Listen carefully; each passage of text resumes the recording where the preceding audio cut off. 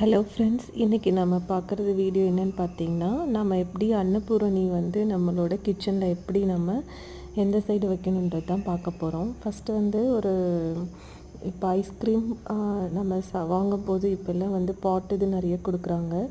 அதில் வந்து நான் எடுத்து தான் நான் இப்போ வந்து ஆர்கனைஸ் பண்ண போகிறேன். ஃபஸ்ட்டு நீங்கள் ஒரு இயர்பட்ஸை எடுத்துகிட்டு வாட்டரை டிப் பண்ணிவிட்டு மஞ்சள் குங்குமம் எல்லாத்தையும் எடுத்து ஒன் சைடு மஞ்சள் ஒன் சைடு குங்குமம் எடுத்து நீங்கள் ஃபஸ்ட்டு நீங்கள் வச்சுட்டு அதுக்கப்புறமா வாட்டரில் டிப் பண்ணிவிட்டு அகெயின் நீங்கள் அம்மனுக்கு ப்ளஸ் வந்து அந்த பாட்லேயும் வச்சுக்கலாம். வச்சதுக்கப்புறம் பார்த்தீங்க அப்படின்னா நம்ம வந்து ஒரு க்ளீனான கீழே ஒரு நியூஸ் பேப்பர் வேணால் போட்டுக்கோங்க. கீழே வந்து வாட்ரு வந்து ஸ்பில்லேஜ் ஆகாமல் இருக்கிறதுக்காக. அடுத்து நம்மக்கிட்ட இருக்கிற பச்சரிசி எடுத்து பாட்டில் போட்டுக்கோங்க.